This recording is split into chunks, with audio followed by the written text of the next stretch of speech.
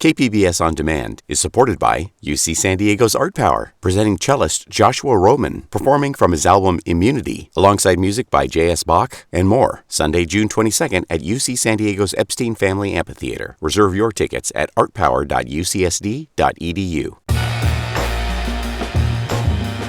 It's time for KPBS Midday Edition. Today we are talking about the arts, culture, and events happening now.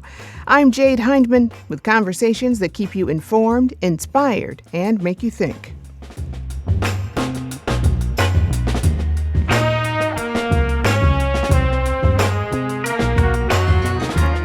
Best-selling author S.A. Cosby joins us to talk about his new book, King of Ashes. Kind of wanted to answer the question, what does it feel like when you find your purpose in life, but your purpose is intrinsically tied to something awful?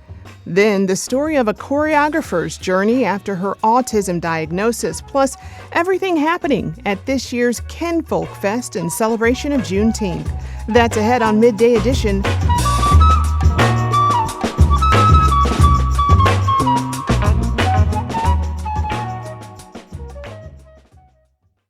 This Saturday, best-selling author S.A. Cosby, or Sean Cosby, is coming to the University of San Diego to discuss his new book, King of Ashes. When an eldest son is called home after his father's car accident, he finds his family in shambles and his youngest brother in dangerous debt.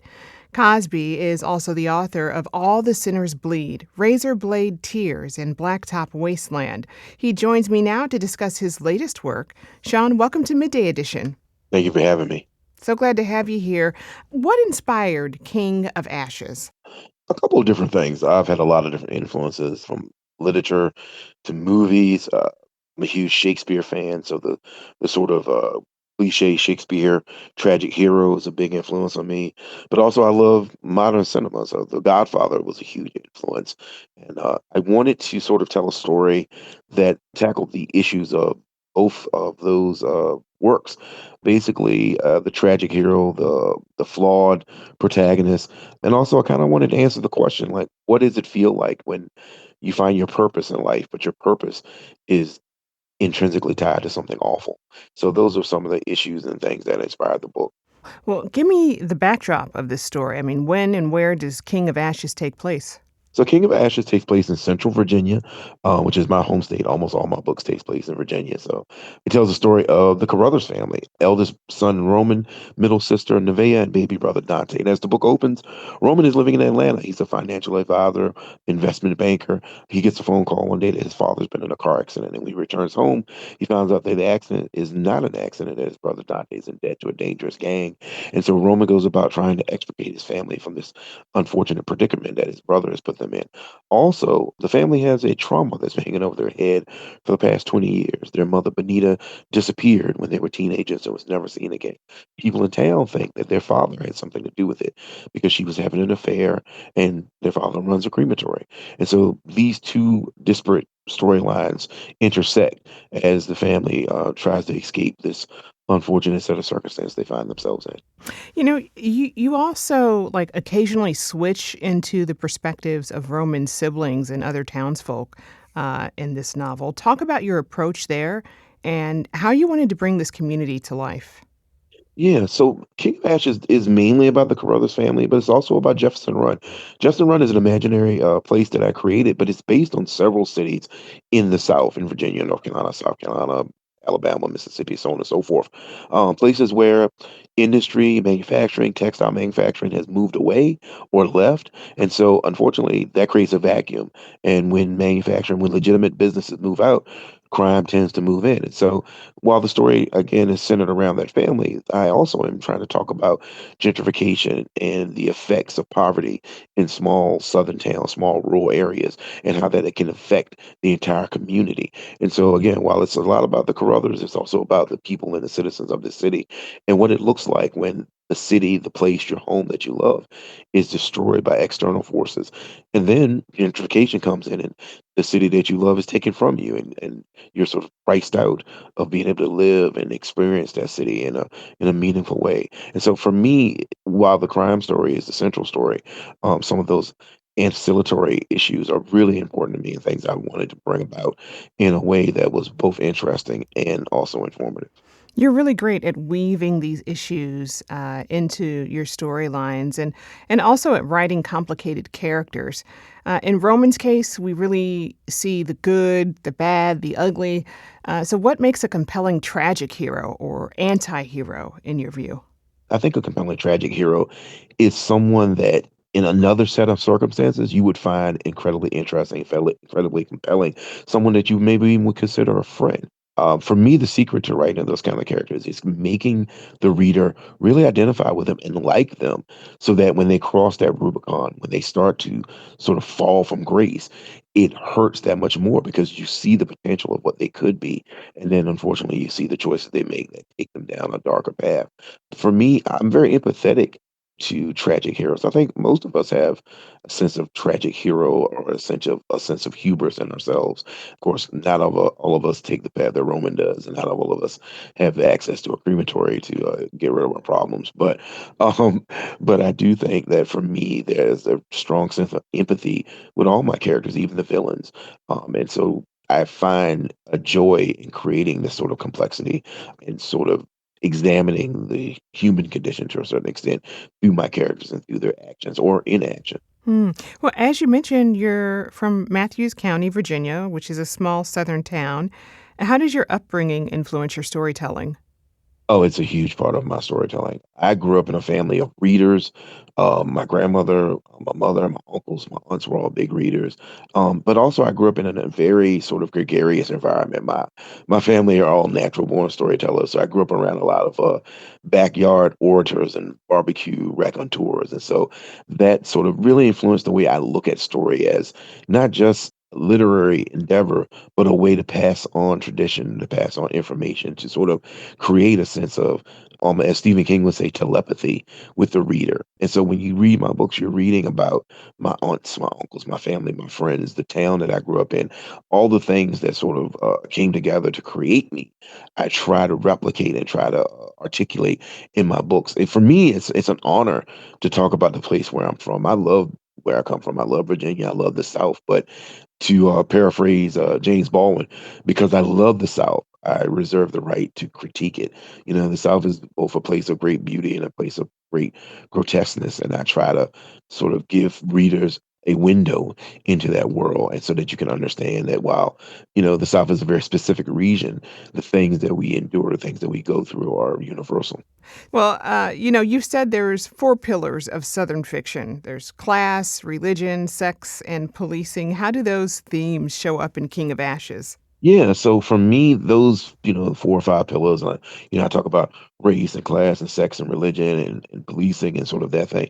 For me, all of those are part of King of Action. I think it's the first book I've written where I really have leaned into all of those. Of course, the Carruthers family is an African American family, and experiencing what it feels like to be an African American family in the South, to move from poverty to an upper middle class station. But also, religion plays a part in the book. There's a lot of what I like to call lapsed Baptist guilt that the Carruthers family experiences, and the moral choices that they make are a big part of who they are.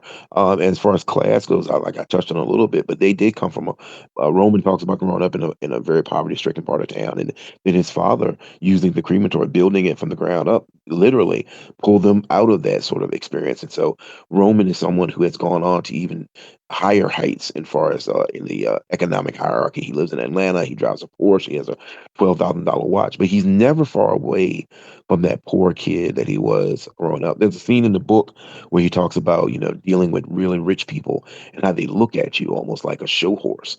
And that's based on a conversation I had with someone who is a financial advisor who came from a very poverty stricken background, as I did. And as far as sexuality goes, I think it is, there is sort of the cliche of Southern Gothic literature that sex and passion play a strong role in how the characters interact. There is a sort of connectivity in small towns that's different from the anonymity that is present to you in a city. So everybody in a small town know who you date. They know who you dated. They know who you want to date. They know who you have a crush on. There's sort of this connection that is it can be claustrophobic in many ways, but also can be comforting. So I try to, like, as you said, weave all those different disparate issues into one cohesive narrative. And nothing's private in a small town, that's for No, sure. not at all.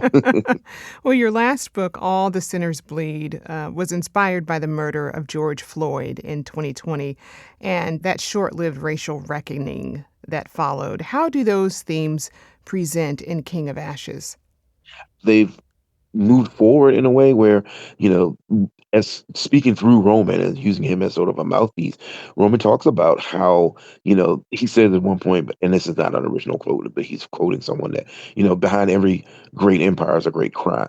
And I think there is this idea that in America, there is sort of this wink, wink, nudge, nudge when you talk about, say, for instance, the Kennedy Empire, or you talk about Henry Ford or Rockefeller, any of these great, like maybe robber barons from the past. There's this idea that, well, they pulled themselves up by their own bootstraps, and in many cases, they used crime and illicit techniques and brutal practices to create their empire.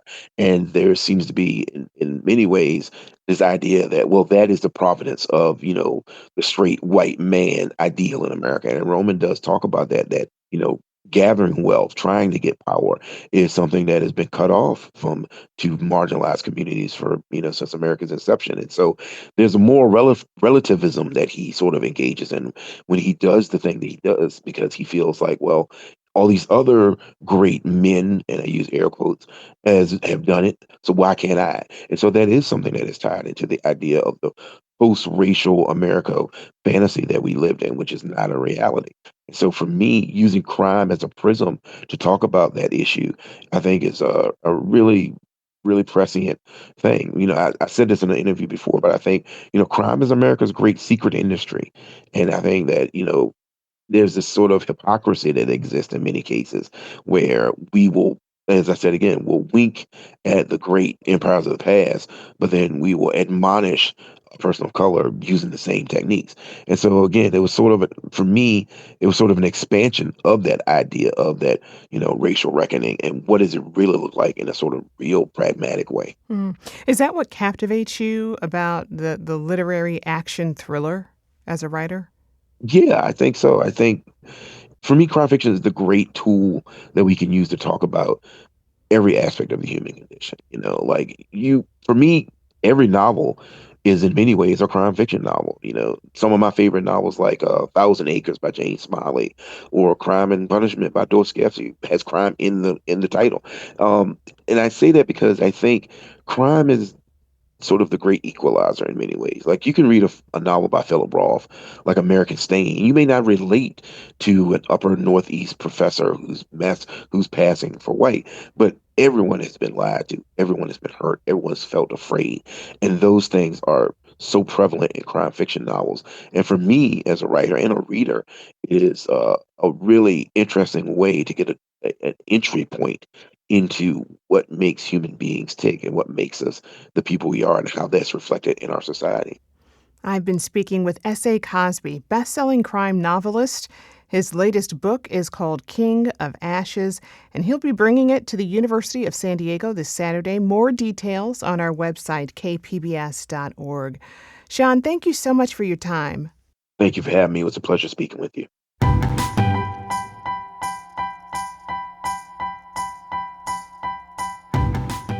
Up next, we hear about a choreographer's journey to a later-in-life autism diagnosis. Dance classes are a social experience without having to talk. So I love that. Stay with us. KPBS Midday Edition is back after the break.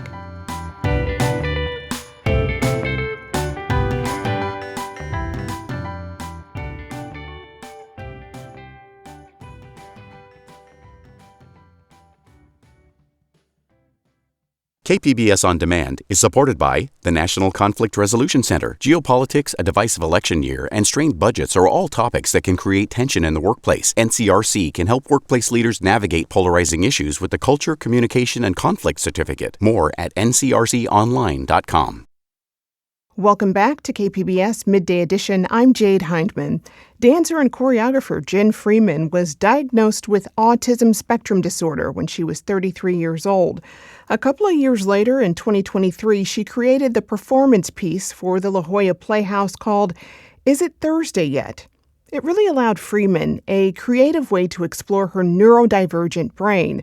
The evolution of that show and Freeman's navigation of her diagnosis is the basis of the documentary Room to Move that just screened at Tribeca Film Festival in New York.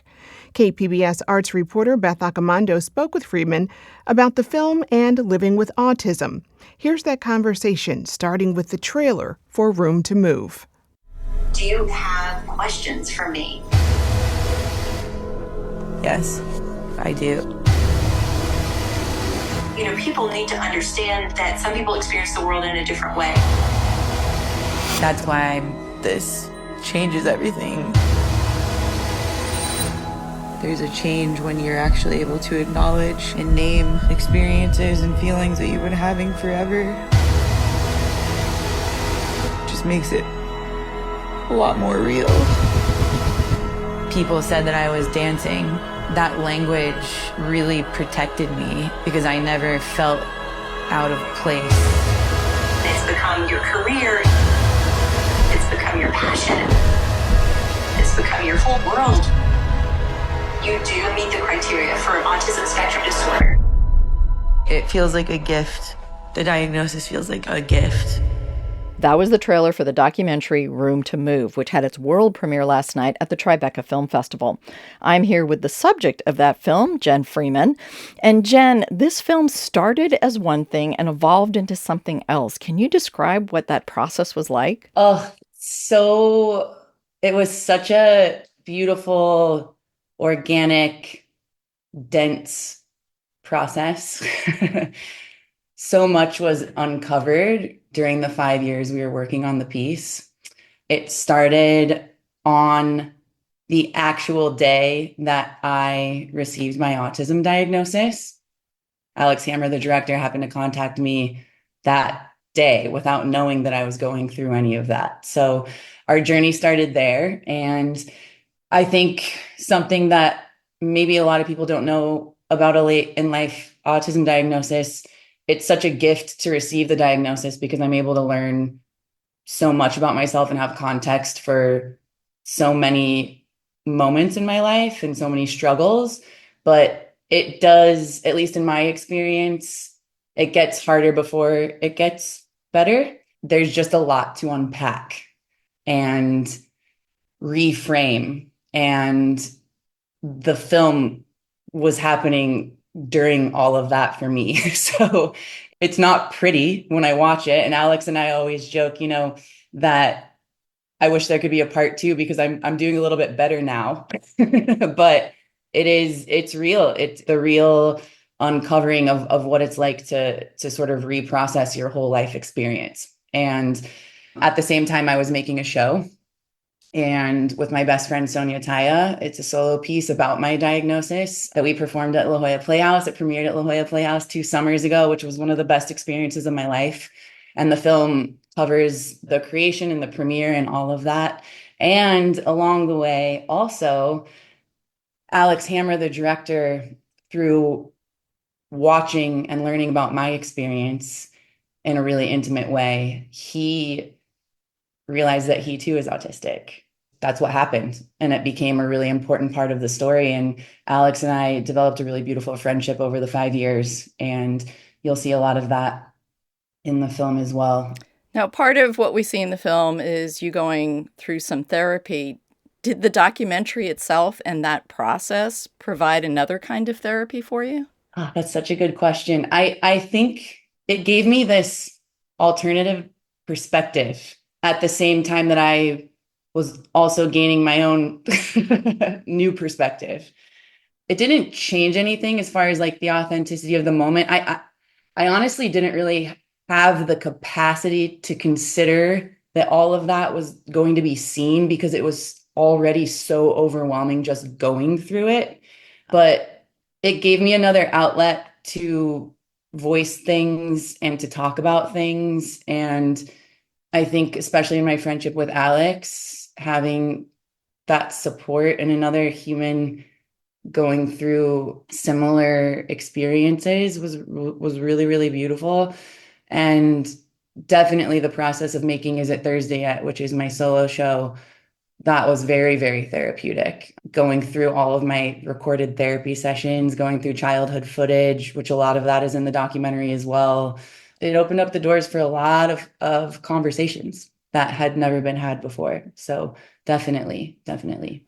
Well, I really want to commend Alex on how he put this together, because this had so much visual flair and an ability to kind of capture who you are without anybody talking, with just showing things. And what was that process like in terms of like sharing your archival footage and kind of sharing your creative process of putting the show together and seeing how that played out within the documentary? Alex is an incredible creative mind. I've never seen someone put ideas and footage together the way that he does. The film just feels very alive, and it feels very real and in real time, and chaotic in a way. And that's the way that it was making it. Alex has this really beautiful way of guiding his team loosely in a way that it leaves space for these really organic moments to happen. And also, my partner, Ian, who you will see in the film, he's my husband and my creative partner. He has a beautiful eye, and he captured a lot of the footage that you'll see in the doc as well. So yeah, I tell Alex all the time, every time he sends me a new cut or a new version, I'm like, how did you do this? How? Because it just started. We had no narrative when we started. We were like, let's just see what happens. And it's years of footage and ideas. And I remember at points just thinking it was going to be impossible for him to capture this whole story in one film. I really thought, I mean, I never doubted him, but I couldn't wrap my mind around how he would do it. And he did it. And also the folding in of his own journey, which he wasn't expecting to have to do. And I know how hard it is from creating Is It Thursday Yet to make something personal that's about you, and to decipher through, his own therapy sessions and like what to share and how personal to get. And that was really challenging for him. I know it was. And I thought he did it so beautifully. I don't know if it's correct to call it archival footage, but like your home movies and home videos and things. As you're like processing this diagnosis, going back and seeing some of that video like makes you see those images in different ways and kind of helps clarify kind of what you must have been going through over all these years before the documentary even started. Absolutely. That was a gift in itself. Also, moments that were hard to see. My father, he filmed everything. It's almost like this was like in the stars, like a long time ago. It feels that way because there's footage of all of these moments that I'm learning about and just describing and talking about. It's there when I was a child. And that's something with getting a later in life diagnosis. When you're going through that process, they want to know that these traits were there from the beginning. My dad filmed so much. Like I had seen a lot of things prior, but that's before my diagnosis. So I was looking at it through a different lens. That's actually one of the moments. I was watching a home video that before I had the epiphany that I was autistic. There was a moment where I was teaching a dance class in the living room, and I put up the camera myself. I was little, probably like 8 years old, fully teaching a dance class, scripting, playing the character of the teacher. And it's awkward, and it's kind of hard to watch. I look uncomfortable, and we were watching it as a family at one point, and everyone was like laughing, not at me, but just like it, because it's kind of awkward. And I just remember looking at that and being like, something is like not quite right with that little girl. She looks tense and uncomfortable, and it's hard to see, but I just felt it. I remember feeling it in that moment. So yeah, it's really, really powerful, and a gift to be able to see those things and kind of memories that are lodged like deep in there that you might not be able to fully remember or talk about, but the feelings that I had seeing this footage has helped me like articulate a lot of that as well. You address the fact that dance and movement helped you a lot as a child and through your life.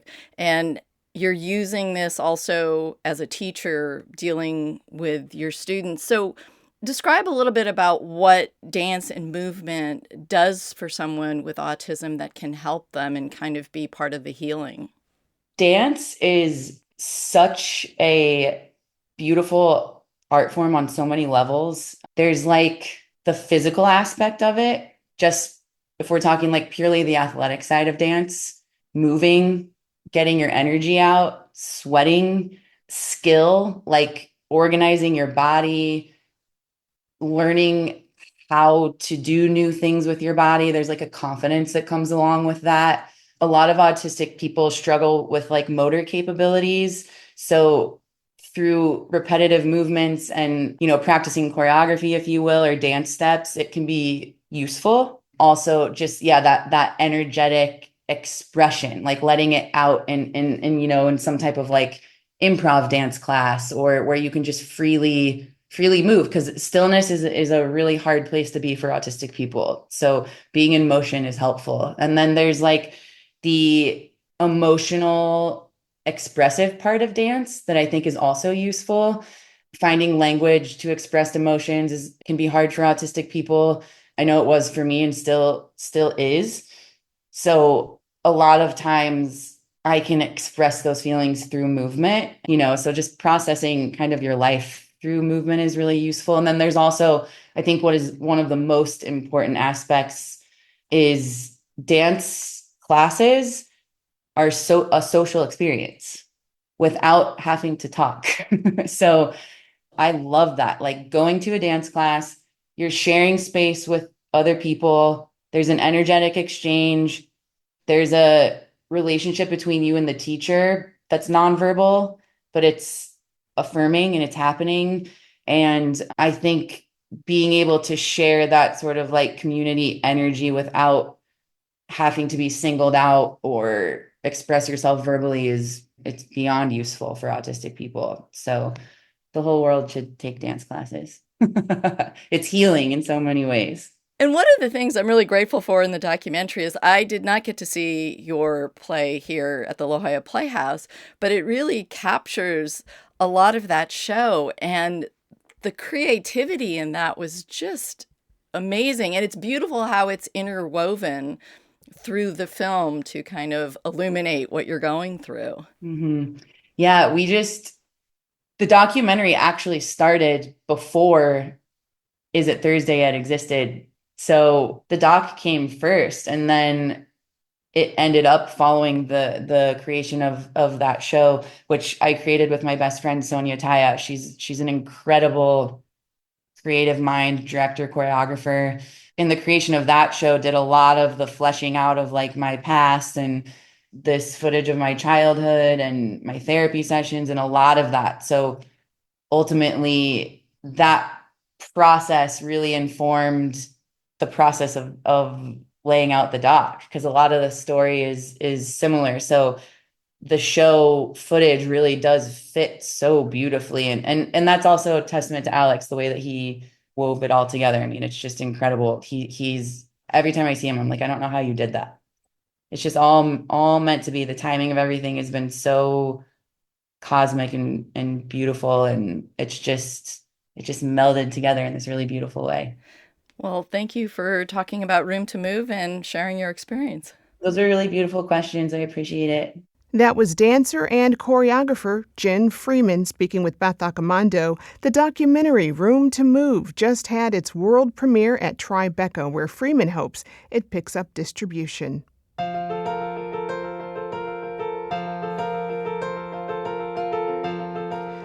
It's a celebration of Juneteenth and a way to build community. Up next, we'll tell you about Kinfolk Fest. KPBS Midday Edition is back after the break.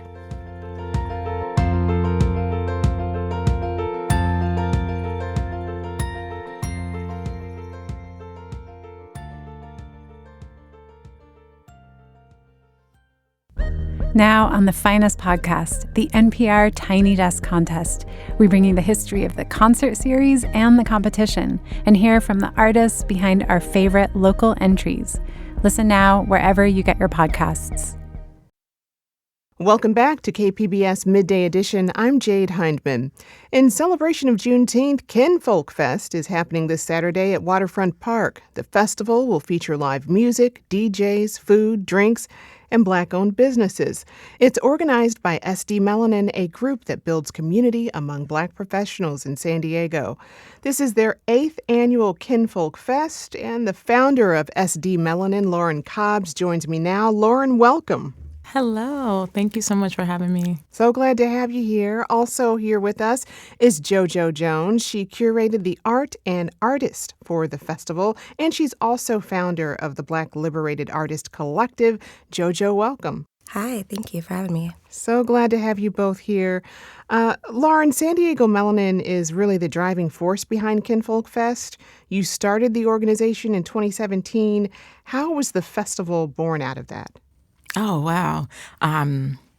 So I would say our first Juneteenth was at Fair 44 in City Heights, and it was like a little micro festival.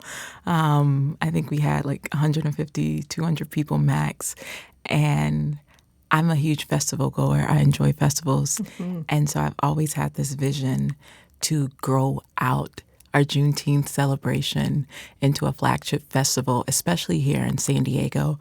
I think, right, LA's just there, and LA gets a lot of really cool things. And I'm like, San Diego deserves. We can do something very cool in San Diego. So yeah, I started off as a festival goer, as a someone who really enjoys celebrating Juneteenth, just having the desire and vision to grow it. Yeah. Some people who may not be familiar with the culture may want to know where the name Kinfolk Fest came from. So Kinfolk is rooted in kin, and it's the root is family, like your kin, your family, and the Kinfolk is an expansion of that. So, I mean, I don't know if there's like an official Merriam-Webster definition, but I've always thought of it, and I've heard it used in the sense of your chosen family, like your kinfolk, your people, your community. And so Kinfolk Fest is this idea of we get to be in community with our chosen family and friends here in the region and those who come in to celebrate Juneteenth. Oh, that's great. Now, JoJo, what's been your role with Kinfolk Fest this year? I mean, what goes into sourcing artists and coordinating with them? Yeah, so I've been working with Lauren on a few projects. So Kinfolk, and also we have a Blanket Sounds event going on this summer. So with this festival in particular, we are sourcing the same artist. Her name is Jennifer Swinwell. She created this Juneteenth flag out of glass, and it's designed so beautifully. We use it as a backdrop. So it's the continued partnership with her for the festival, but also just making sure that we are filtering through my network, other artists to engage with us during the Kinfolk Fest as well. And I do also want to shout out Jacqueline. Jacqueline is a partner with Jenn, and they've been working on this Juneteenth flag every year. We've nicknamed her June. Very nice. So Jacqueline and Jenn, they're two architects with a heart and soul for community and for bringing beautiful pieces and structures to our experience. So we work with them also on Blanket Sounds. Correct. Yeah. Very nice. And you mentioned this artist that created a flag out of glass. So is there a message that this artist is trying to convey with this flag? I think it's more so like seeing yourself reflected, right? When you think about the Juneteenth flag and what it represents, for certain cultures, like specifically the Black Americans, it means something to us. But I think something about looking at it and seeing yourself reflected back with whatever nationality you are or whatever culture you represent really kind of amplifies the meaning of community. Yeah. Well, Lauren, there will be live performances, DJs, art. It's really curated around the culture. What are you most excited about? You know what? we have so many amazing performers and artists. We have Aaliyah Sheffield coming from LA. She's a nationally signed artist. We have DJ Nikki Giovanni, DJ B, DJ Birdie Bird. We have Ramel Wallace, who's hosting with Speaker Box. We have Angel, who's doing a live performance. So there's something there for everyone, along with Wifty Banger. What I'm most excited about, honestly, is the people. I'm really excited about being able to create a space where people can come and experience joy. Like, that's been my driving force around producing. I'm a full-time producer, and there's a lot of things I could produce. There's a lot of things I could produce that probably would make a lot more money. But I'm really, really committed and intrigued about what does it look like when you get to create a little safe space, a moment in time to experience joy, to experience community, to experience the ability to just be able to be. I think as we walk and navigate lives through our lens, right, there's a lot of spaces and places we go where we're expected to perform. We're expected to show up in a certain way, and that's exhausting. And whether we know it or not, sometimes we're just like, okay, we know we about to go. We know what. Okay, let's. Okay. Okay. Right. So to be able to create a space where people don't have to prepare to be there, they can just be like, oh no, I'm gonna go and be whoever I am. I don't care what your sexual orientation is. I don't care what your vibe is. You into goth, you an athlete. Like, I don't care. I want to create a space for you to be able to come and just be and feel safe in that and feel welcomed. It's also not just like, oh, I've created this space for y'all. But no, I've created this space that I'm intentionally and we intentionally are creating to be safe. And the community is a part of that, right? Like, the people who come out, they also believe in the need and the sanctity of safe spaces for us. And so you see people treat each other in a way that's safe and that's kind. And that's what I'm excited about, to see that. It's so important to have those spaces.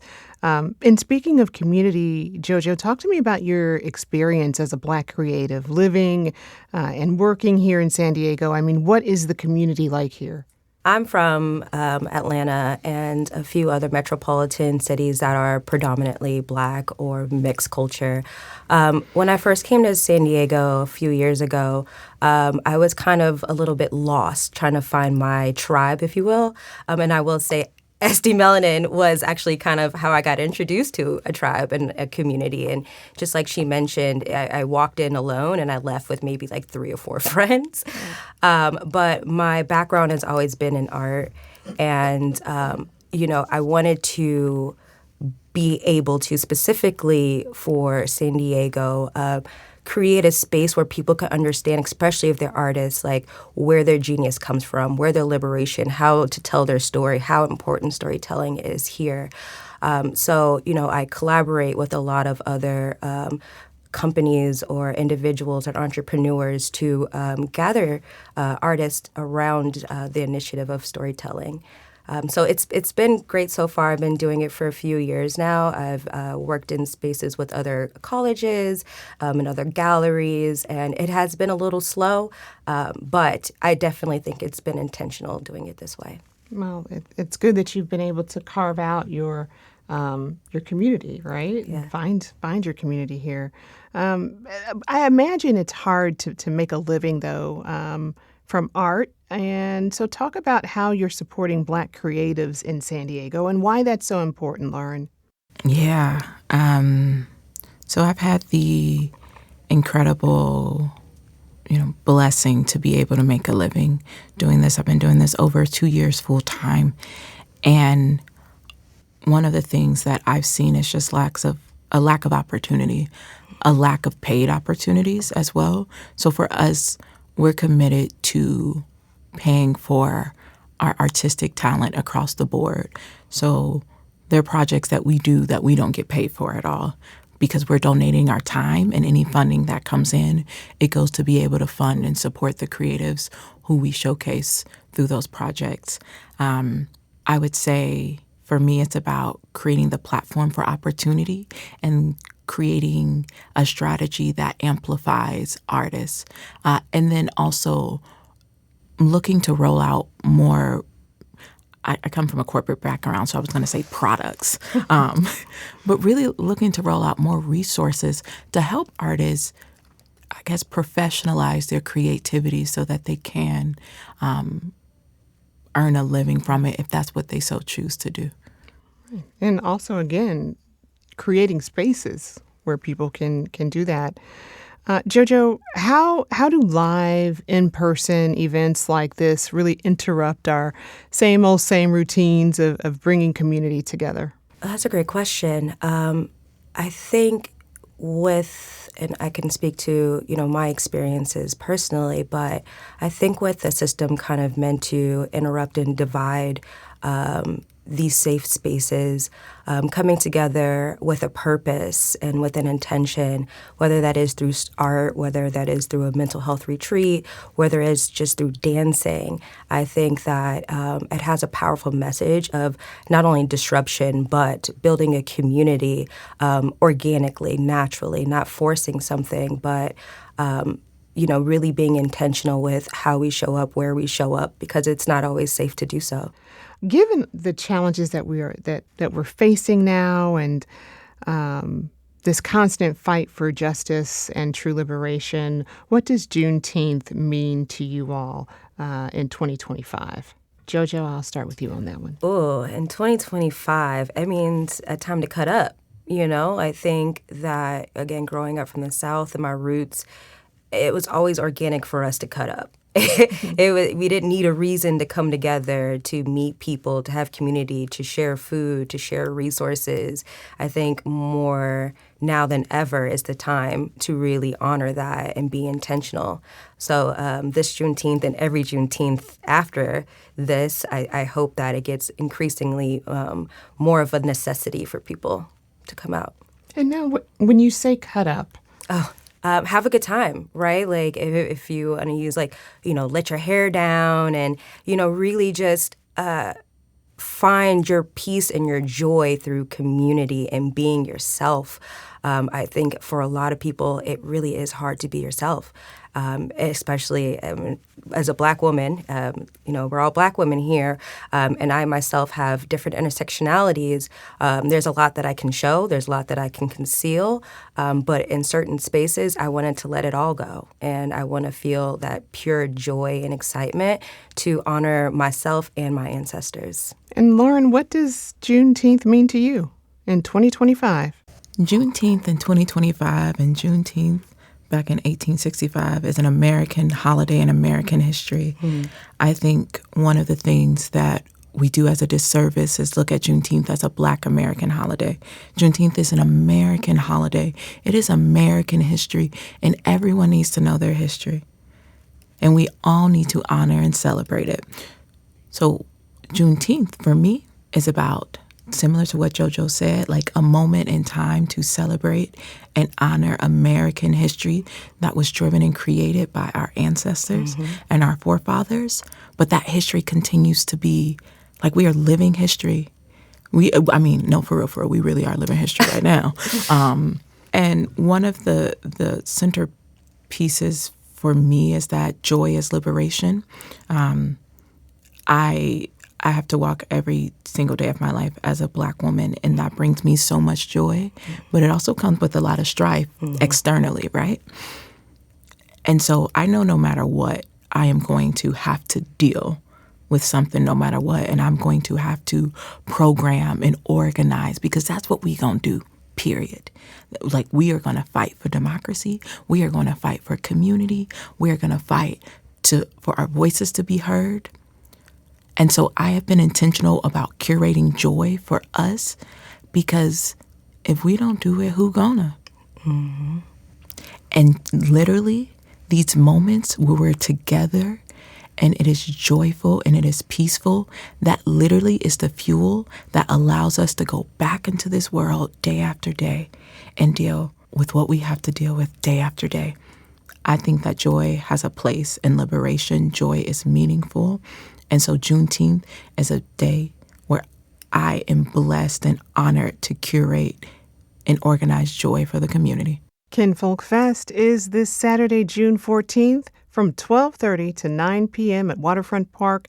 Details on our website, kpbs.org. I've been speaking with Lauren Cobbs, founder of SD Melanin. Lauren, thank you. Thank you. And also JoJo Jones, art curator, seller, and founder of the Black Liberated Artist Collective. JoJo, thank you. Thank you.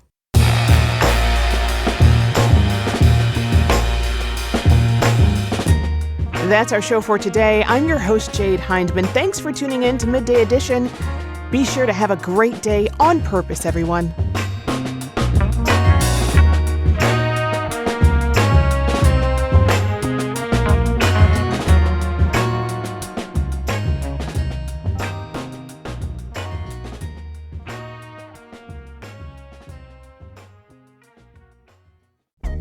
Now on the finest podcast, the NPR Tiny Desk Contest, we bring you the history of the concert series and the competition and hear from artists behind our favorite local entries. We're just very tired of hearing music that doesn't represent the people or is very nonsense or just dumbing people down. People want to relate to the music that they're listening to. People want to hear people's stories or struggles. Listen now wherever you get your podcasts.